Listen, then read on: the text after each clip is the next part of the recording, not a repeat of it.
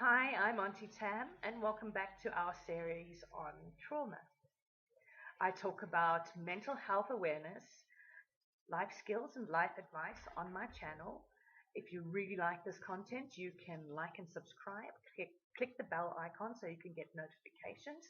If you want, you can also make a donation to my Patreon and my Buy Me a Coffee so that I can bring you more and better mental health content. I'm not a psychologist, psychiatrist, or counselor. I am also not any kind of medical professional. Everything that I'm talking to you about comes from my own lived experience, the research I've done, and the conversations I've had with professionals in the field.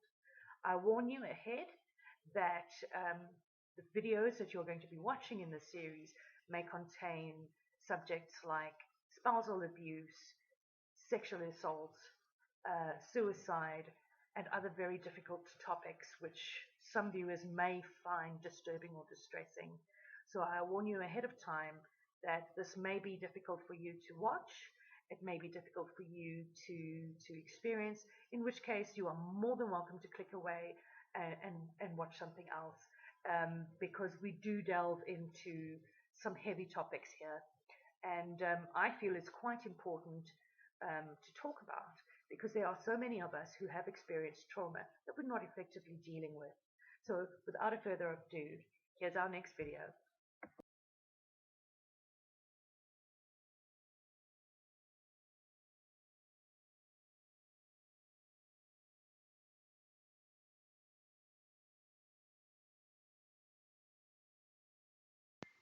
Hi, I'm Auntie Tam, and welcome to the final episode of the Trauma series.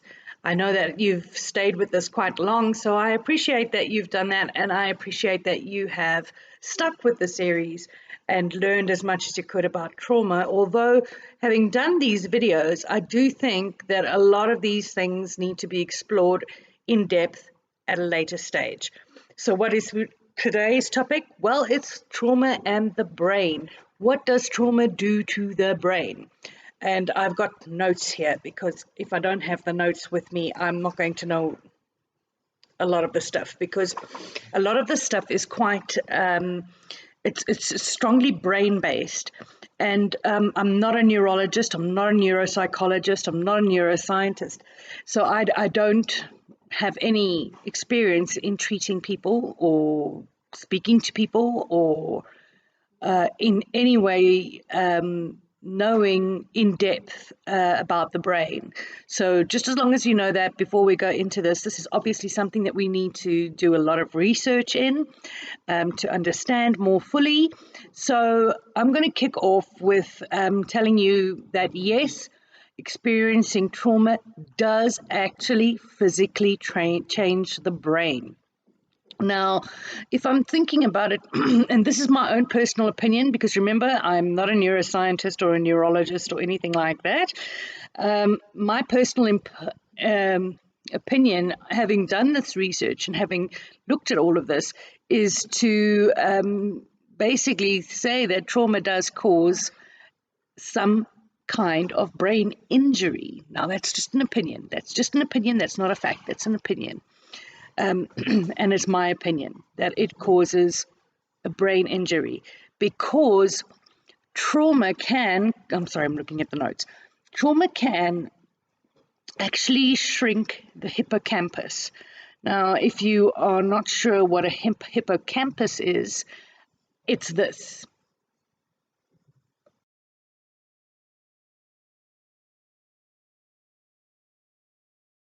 Okay, so that's the part of the brain where memories are stored, and it's also a part of the brain that controls emotions. And what they've discovered in studies that they've done with soldiers who've come back from war is that in their brain scans, the hippocampus has shrunk, which means that there is less activity, it's been more sensitive. And sorry, referring to notes. So basically, what happens is your fight, flight, or freeze. Now, remember, that's what's triggered when we are experiencing trauma, especially if we are experiencing trauma on a regular basis. And So that's your flight, fright, or freeze. So flight, that's a cascade of chemicals, cortisol and adrenaline, telling you to get the hell out of there. You're in danger. So fight, basically all of the blood moves to the extremities so that you can stand up and fight or run. So fight, flight, which is running, freeze, because sometimes in such a dramatic event, we just freeze up because the shock is so huge. We just like, the what now? Okay, so what normally happens is, okay, we're being chased by a bear or a tiger or a cheetah or a lion, and the cortisol and the adrenaline is released into the body. Now, these are stress hormones. They trigger a whole bunch of reactions to cause you to fight, flight, or freeze. So after the danger has passed, what should happen is your sympathetic nervous system. Now, this is the part of your nervous system that does all the stuff that you don't have to think about. It's like the breathing, obviously the fight, flight, or freeze. It does all of those involuntary things that you are not completely don't have to think about. So these all should come back to normal after you have experienced some kind of big shock. But in cases like PTSD, it doesn't happen like that. It just continues. It doesn't, there's no off switch to that flight, fright, or freeze. So what they did was they found that the cells in the hippocampus can be overwhelmed by this chemical cortisol, which is a stress hormone. This chemical cortisol overwhelms the brain, the hippocampus, and it starts to kill off the cells that are sitting in there, the hippocampal cells. Now, when they did the study on children, they found that although it didn't necessarily kill the cells in the hippocampus, it actually lowered the hippocampus activity. Now, why is this important? Basically, what happens is when your hippocampus is affected like this, it starts to create this sensation that you are not living in a safe world, because that flight, fright, or freeze, that stress response is constantly switched on. And it's hard to distinguish also the past from the present because of that memory, because it controls the memory part of the brain. And what tends to happen is we become danger avoidant, because often when we find ourselves, you could look at somebody or something, or you hear a speeding car or feet running behind you, it triggers a response where it makes you feel, and this is part of where the amygdala comes in, we'll talk about that in a second, and it actually feels like it's real, like it's happening again, like there's a flashback. And this brings us to the amygdala. Now, what is the amygdala? The amygdala looks like this.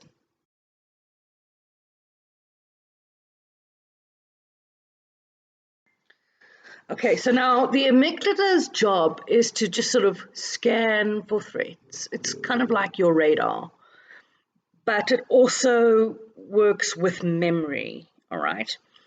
It becomes more sensitive when you've experienced trauma, and it associates things of trauma together, right?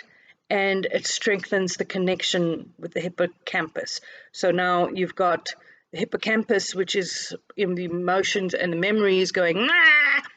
And then the amygdala gets involved, and it actually strengthens that connection. So now this is where the whole thing comes in, where you see somebody or something, or you're in a similar situation to the one where you were in when the trauma occurred, and you start getting flashbacks. That's because it's been triggered through this relationship between the amygdala and the hippocampus. The other thing that happens on a physical level is that your prefrontal cortex shrinks. What does your prefrontal cortex look like? It looks like this.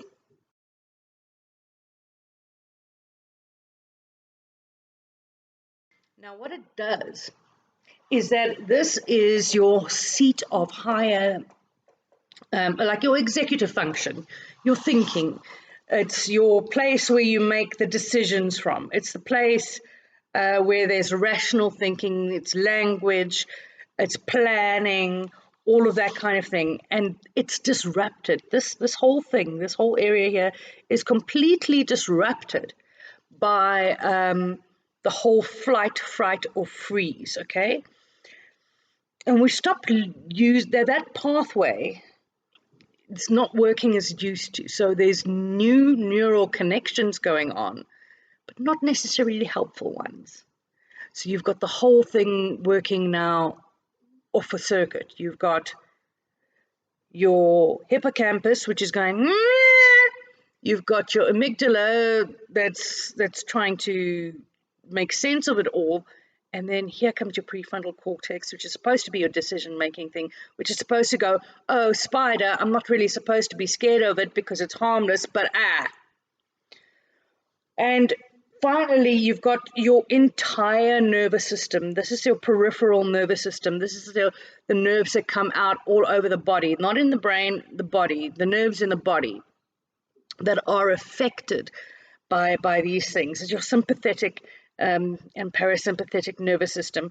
And because it's so overactive, because you keep pushing out this adrenaline and cortisol constantly on a rotation, it can lead to adrenal fatigue and an overactive nervous system. Now, sorry, I'm just referring to the notes again. So basically what this can lead to when your whole nervous system becomes involved, what it can lead to is things like autoimmune disease, like diabetes, like rheumatoid arthritis, like fibromyalgia. In fact, there are studies that have been done that people who have suffered trauma are more likely to develop like fibromyalgia. It also involves the heart, the gut, sleep. All of these things are disrupted. So now you can understand where all the physical stuff comes from when you have had some kind of trauma experience. Now the question is, what the hell are we going to do about it? Because this sounds like insane. I mean, if this is a brain injury, how do we fix it? It can be fixed. It's simple. It's called neuroplasticity. What neuroplasticity means is that our brains are malleable. The nerve connections in our brains can be rewired. You've probably heard of people who are older wanting to preserve their mental faculties into old age. They learn a new language, they learn a new skill, so they are forming new neural networks, which then help them stay fresh in the mind into old age. In fact, I am doing this myself. I'm learning languages and doing puzzles because these things are stimulating to the brain and help the brain form new neural pathways. So what do you do? What are the things that we can do right now to assist? Now, I'm sure you've heard, if you've been diagnosed with depression or some other mental illness, somebody has turned around and said, have you tried yoga? Okay. And as annoying as that is, there is a reason, because yoga can certainly help with these brain issues. It could certainly help with the rewiring. Physical activity, and this is also why your doctor says you should exercise. Physical activity actually stimulates the brain and helps it to grow and form new neural connections, which is why exercise can be helpful. The other thing you can do is practicing mindfulness. Now, this sounds all very airy-flairy, but as a Buddhist, I can tell you practicing mindfulness is that action of bringing yourself into the moment, that there is no past, there is no future, it's just the moment. And I think I should do a video on mindfulness because that'll help. So it's just bringing yourself into the moment. If you are aware of meditation, meditation is specifically designed to help you stay in the moment, bring you into the moment. The other thing that they recommend is writing exercises. Would you believe that? I'm a big fan of journaling. I've been journaling since the age of 12. So journaling has been a very big part of my life, and it continues to be. And one of the reasons why they say I'm looking at the notes, writing exercises help is because it turns on the prefrontal cortex, right? So it's rewiring it. It's actually rewiring it. So it's giving it a chance to heal and recover, because the whole action of writing. And personally, from a psychological point of view, I have found that writing the stuff down, even if I write it down 100 times, this happened to me, that happened to me, this trauma, that depression, anxiety, as I'm writing, I'm feeling as though this is coming out of me. This is finding its way out of me, which is wonderful. Now, the other thing you can try is cognitive behavioral therapy. This, from what I understand, and please put me right if I'm wrong, from what I understand, cognitive behavioral therapy is actually the kind of therapy where you interrupt the thought, you actually knowingly and willingly confront the object of your fear. So if you're scared of spiders or heights, I think that I stand to be corrected. I can do a video on cognitive behavioral therapy. I think that might be important. And then there is which I've experienced myself. It's called EMDR. Now I forget what it stands for. Basically, it's a movement, usually of light. They're from one side to the other like this. And you've got to watch this light, okay? Just moving your eyes. And while you're watching, you are retelling the thing that's happened to you, the trauma that you've experienced.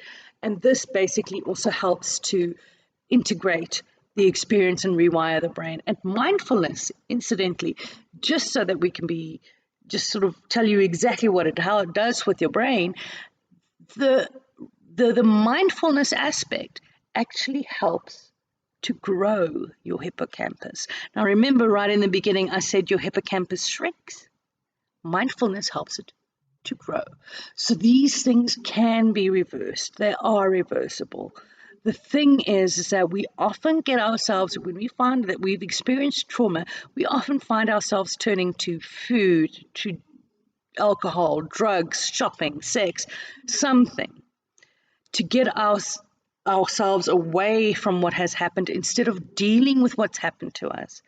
It's so important that we deal with what has happened to us, because only through dealing with it can we move forward.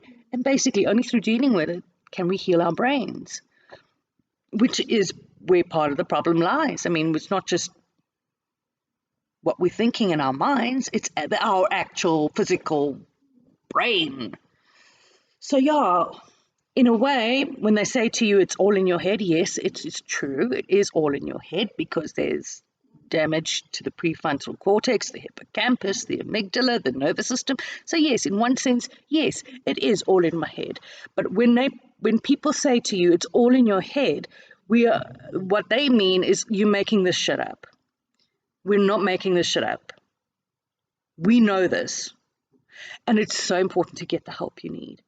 And I hope that at the end of this series, if you have experienced any kind of trauma, that you have turned to someone, to your spiritual counselor, to your psychotherapist, your psychiatrist, your GP, to somebody, that you've turned to them and you've said, this is something I've experienced and I want to heal. Because the very first step you can take right now, today, before you do all this mindfulness, journaling, growing your hippocampus, all of that kind of thing, before you even do any of that, the first thing and the best thing you can do right now today is to go and see your doctor or psychiatrist and get the help you need, because healing is possible.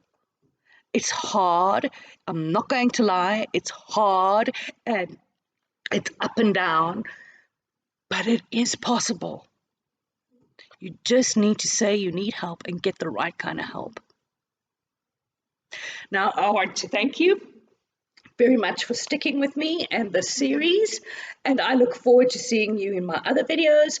Please remember to like, subscribe, click those notifications, and if you do feel like it and you fancy it, please make a donation to my Patreon or buy me a coffee. And once again, Auntie Tam, thank you very much. Make good choices.